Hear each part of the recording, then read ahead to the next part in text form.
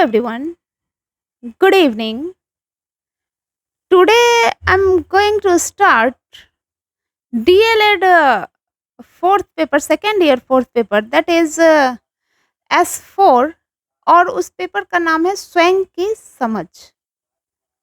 इस पेपर को स्टार्ट करने का रीज़न है कि मैं समावेशी शिक्षा की व्याख्याता हूँ और समावेशन के लिए स्वयं को समझना बहुत आवश्यक है। और कहीं न कहीं जब हम अपने व्यक्तित्व, अपनी अस्मिता, अपनी आइडेंटिटी और सेल्फ बनाम ईगो, सेल्फ, इन सब की समझ जब डेवलप होती है, तभी हम समाज में ठीक से समायोजन करने में सक्षम हो पाते हैं। तो आइए इस कड़ी में आप सभी बच्चों का, आप सभी का स्वागत है, सभी व्यूअर्स का स्वागत है।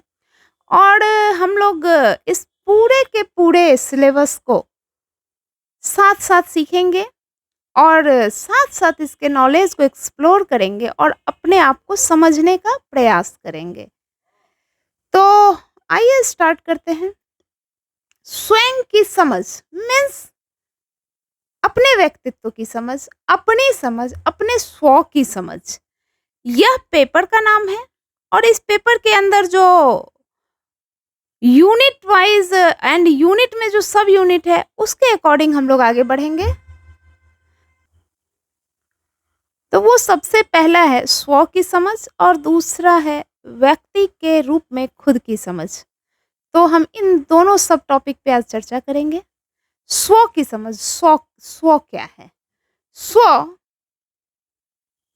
का सीधा सा अर्थ है कि हु एम आई, मैं कौन हूँ। अब ये मैं कौन हूँ, यह व्यक्ति को अपनी पहचान, अपने विचार, अपनी संस्कृति, अपने समाज, अपनी भावनाओं के अकॉर्डिंग जब वो एनालाइज करता है और जो फाइंडिंग होती है, इन सब का जो समूह होता है, विचार, भावनाएं, सामाजिक परिवेश, आपकी आइडेंटिटी, आपका एजुकेशन, आपका सोच, आपका राजनीतिक व्यू, आपका सामाजिक व्यू, इन सब का जो समूह होता है, वो कुल मिला के क्या होता है, एक व्यक्ति के रूप में आप खुद को वहाँ पे समझ पाते हैं कि हाँ, मैं कौन हूँ।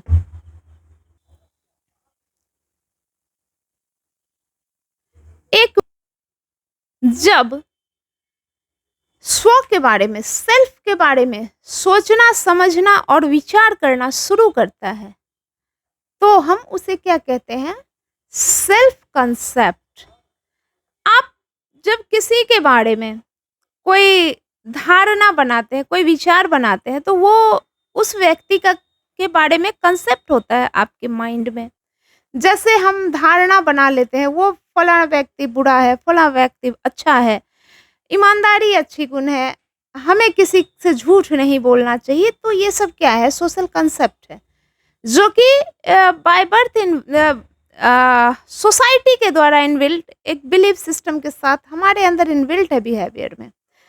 वैसे ही जब व्यक्ति दूसरों की जगह खुद के बारे में सोचता, समझता, विचार करता, चिंतन मनन करता है, अपनी अच्छाइयाँ, अपनी बुराइयाँ, अपनी चाहत, अपना गुण, अपना दोष जब वो एनालाइज करता है और फिर जब एक कंसेप्ट पे पहुंचता है, अपनी पसंद, अपनी नापसंदगी, अपना घृणा, अपना प्रेम, जब वो हर चीज़ को, हर जीवन के प्रत्येक पहलू पे खुद को एनालाइज करता है और वो एक कंसेप्ट पे पहुंचता है, तो उस कंसेप्ट को हम कहते हैं सेल्फ कंसेप्ट।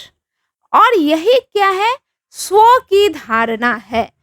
और स्व की धारणा यदि अनावश्यक रूप से गलतफहमी में रह के ना क्रिएट किया जाए और वास्तविक रूप से खुद को एनालाइज करके यदि स्व के बारे में धारणा, अपने बारे में धारणा, सेल्फ कंसेप्ट बनाया जाए, तो स्वाभाविक रूप से व्यक्ति जीवन के उच्चतम संभावनाओं तक पहुंचने की क्षमता रखते हैं। सोसाइटी में देखिए, जब हम स्व की धारणा बना लेते हैं, तो फिर बात आती है, जो कि इसका नेक्स्ट टॉपिक है, वो है व्यक्ति के रूप में आपकी समझ। मतलब व्यक्ति क्या है? पहले हमें इस बात को समझना आवश्यक हो जाता है, आपकी समझ पे जाने से पहले, कि व्यक्ति मतलब क्या? व्यक्ति मतलब क्या ये सिर्फ एक हाड़ मांस का सांस लेने वाला पुतला है? नहीं। व्यक्ति सामाजिक, भावनात्मक, सांवेगिक और प्रत्येक पहलू से जुड़ा हुआ सोसाइटी का एक इकाई है, एक सबसे छोटी इकाई, वही व्यक्ति है। और प्रत्येक व्यक्ति अलग है, क्योंकि जो हम भले ही बाहर से देखने में सभी के 2 हाथ, सभी के 2 पाँव, सभी की 2 आँखें हैं, सारा अंग अ, फीमेल, मेल और थर्ड जेंडर 3 चीज़ों में ही विभाजित है अधिकांश दुनिया में। लेकिन प्रत्येक व्यक्ति एक दूसरे से भिन्न है और उसका कारण है मस्तिष्क के स्तर पे, विचार के स्तर पे, मन के स्तर पे और शारीरिक भी कई बनावटें हैं, जैसे कि हमारा थंबप्रिंट। प्रत्येक व्यक्ति का थंबप्रिंट एक दूसरे से अलग होता है। ये एक शारीरिक स्तर है, लेकिन मन, विचार, चिंतन, दृष्टिकोण, इन सभी के स्तर पे प्रत्येक व्यक्ति एक दूसरे से अलग है। अपितु अलग होने के बावजूद प्रत्येक व्यक्ति एक दूसरे से जुड़ा हुआ है और ये व्यक्ति का जुड़ाव ही परिवार निर्माण करता है और परिवारों का जुड़ाव ही समाज निर्माण करता है। तो हम कह सकते हैं कि प्रत्येक व्यक्ति भले ही एक दूसरे से कितना भी अलग हो, परंतु सभी व्यक्ति समाज की एक इकाई है और इकाई के रूप में, एक नागरिक के रूप में हम देश के लिए, समाज के लिए महत्वपूर्ण हैं। अब ये जो व्यक्ति में विभिन्नताएँ हैं, भिन्नताएँ हैं, ये आखिर डिसाइड कैसे होती है? व्यक्ति की जो भिन्नताएँ डिसाइड होती है, वो डिसाइड होती है व्यक्तित्व से।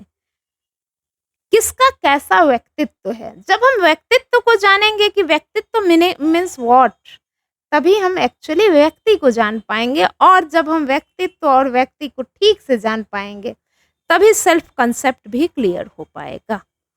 तो व्यक्तित्व क्या है? व्यक्तित्व जिसे कि इंग्लिश में पर्सनैलिटी कहते हैं, यह पर्सोना जो कि लैटिन वर्ड है, उससे निकल के आया है, जिसका मतलब होता है मुखौटा। तो यदि इस कांसेप्ट के अकॉर्डिंग कहे, तो जो दूसरों को दिखता है आप में, वही आपका क्या है? व्यक्तित्व है। यह कांसेप्ट वही व्यक्तित्व है, मीन्स वो मुखौटा आपने लगा रखा है।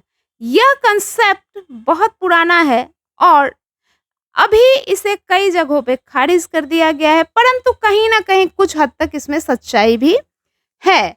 व्यक्तित्व का फर्स्ट जो इमेज है, वो तो फर्स्ट जब आपका किसी का अपीयरेंस देखते हैं, तभी आपके माइंड में फर्स्ट कांसेप्ट बनता है। परंतु इसे हम सिर्फ मुखौटे तक या सिर्फ फर्स्ट अपीयरेंस तक स्टॉप नहीं कर सकते। व्यक्तित्व इससे कहीं विस्तृत है। किसी भी समाज का वो सदस्य जो कि व्यक्ति है, उसके सोचने के ढंग, उसका अपीयरेंस, उसकी भावनाएँ, उसका समाज के प्रति या देश के प्रति जो समर्पण है, उसका जो कार्य करने की क्षमता है, वो सब मिला के मीन्स जीवन के प्रत्येक आयाम में एक व्यक्ति का जो गुण और दोष होता है, उन सब का समुच्चय क्या है? एक व्यक्तित्व है। और उसी व्यक्तित्व को जब एक व्यक्ति के रूप में व्यक्तित्व के रूप में देखने का प्रयास किया जाता है, तो हम कहते हैं कि इस व्यक्ति का व्यक्तित्व इस तरह का है। जैसे कोई व्यक्ति यदि सोशल सर्विस करता है, तो हम कहते हैं कि अच्छा, ये समाज का सेवा करते हैं, तो इनका व्यक्तित्व इनके अंदर सेवा भाव बहुत है। कोई बहुत ईमानदार है, बहुत ईमानदारी से अपने कार्य को करता है, तो हम ये कहते हैं कई बार कि फला व्यक्ति बहुत ईमानदार है। तो ये जो ईमानदारी है, ये उनके व्यक्तित्व का विशेष गुण है और ये सभी व्यक्ति में कई गुण होते हैं और ये सारे गुणों का ही समुच्चय उस व्यक्ति का एक्चुअल व्यक्तित्व होता है। व्यक्तित्व व्यक्ति के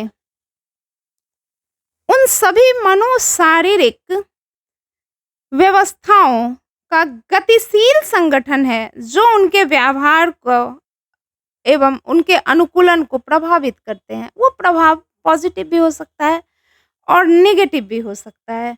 अब इसे हम यदि शिक्षा की दृष्टि से देखें, तो व्यक्तित्व वह संपूर्ण स्वरूप है जिसमें व्यक्ति के सोचने का ढंग, बोलने का तरीका, आचरण, व्यवहार, भावनाएं, भाषाएं आदि प्रत्येक तरह के प्रत्येक आयाम का जो व्यवहार है वो सम्मिलित है। साथ ही सामाजिक व्यवहार भी इसमें सम्मिलित है, क्योंकि शिक्षा का एक उद्देश्य समाज निर्माण और समाज का उत्थान भी है।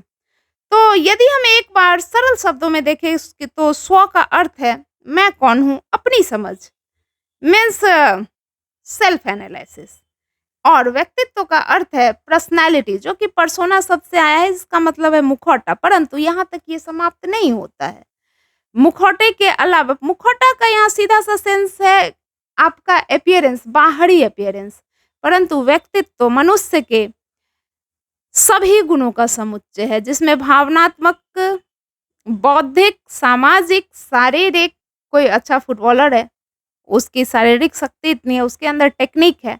तो इन सभी जितने भी तरह के गुण या दोष आपके अंदर है, उन सभी को मिला के जो समुच्चय निर्माण होता है वही व्यक्तित्व है। और व्यक्ति वेरी करता है व्यक्तित्व के कारण। प्रत्येक व्यक्ति के अंदर कुछ ना कुछ अलग होता है, उनका व्यक्तित्व डिफर होता है, राइट। तो पर्सन क्या है? मनुष्य के रूप में समाज का एक सदस्य या इकाई, जिसे हम पर्सन कहते हैं। व्यक्ति का संपूर्ण व्यक्तित्व, जिसे उसका शरीर, मन, व्यवहार, गुण, दोष सभी को का जो समुच्चय है वही व्यक्तित्व है। तो होपफुली ये बातें थोड़ी क्लियर हो गई होंगी। वैसे क्लासरूम में ये ज़्यादा क्लियर होती, बट क्लास ये पॉसिबल नहीं है कि क्लासरूम में इस डिस्कशन हो। So thank you very much for today.